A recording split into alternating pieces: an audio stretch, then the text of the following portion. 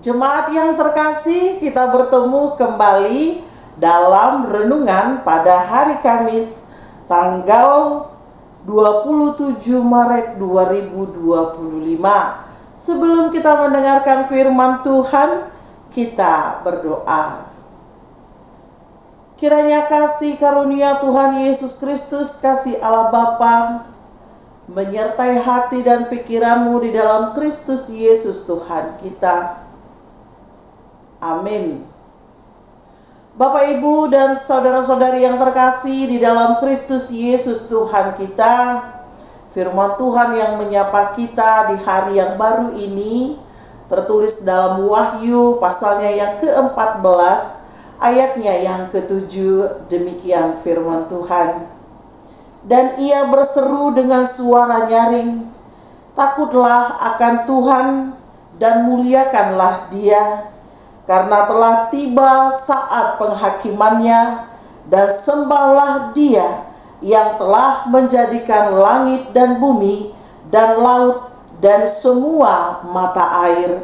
Demikian firman Tuhan. Bapak, Ibu, dan saudara-saudari yang terkasih, kitab Wahyu merupakan kitab yang ditulis pada zaman pemerintahan Kaisar Romawi Domitianus, di mana kaisar ini memerintah, bahkan menjadi seorang pemimpin pada waktu itu yang membuat patungnya sendiri, yang menyerupai dirinya sendiri. Patung ini dianggap sebagai lambang kekuasaan, sehingga setiap orang yang tinggal haruslah orang-orang yang menyembah patung yang menyerupai kaisar yang memimpin pada waktu itu. Bapak, Ibu, bukan hanya hal ini terjadi membuat goyahnya iman orang-orang yang telah percaya kepada Tuhan. Bahkan orang Kristen pada waktu itu sangat tertekan. Apa yang harus mereka pilih?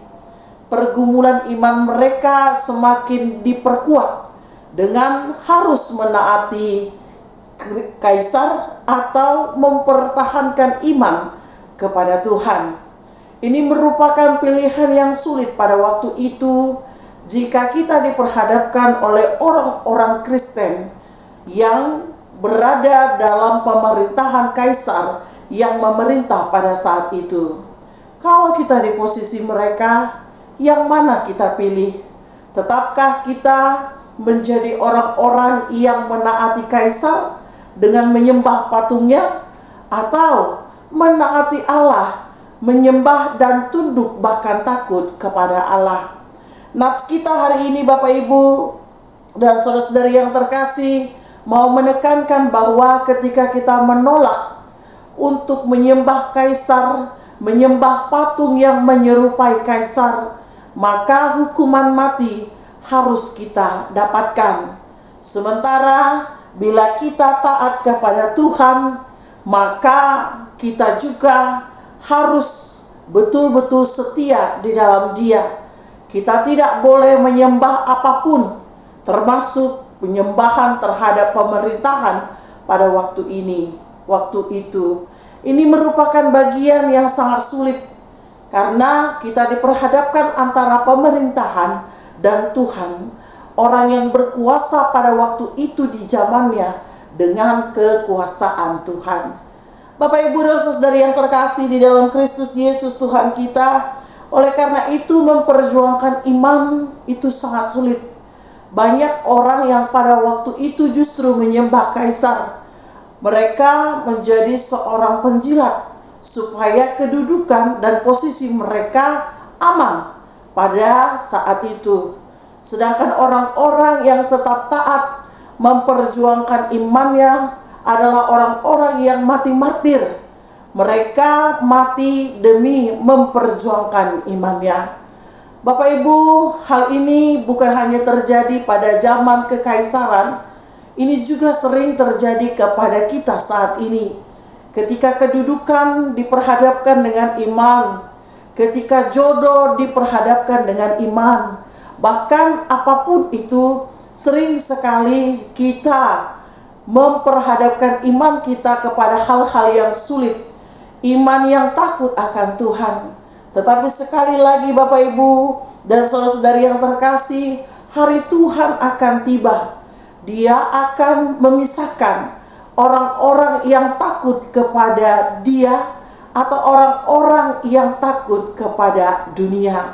Ini menjadi bahan renungan untuk kita, bahwa seperti apapun kehidupan kita, sesulit apapun kehidupan yang harus kita hadapi, ingat sekali lagi Bapak Ibu, bahwa Tuhan tidak ingin diduakan. Tuhan tidak ingin umatnya berpaling.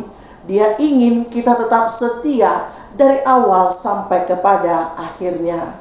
Jangan perdagangkan imanmu, jangan gadaikan imanmu. Tetaplah setia di dalam Kristus.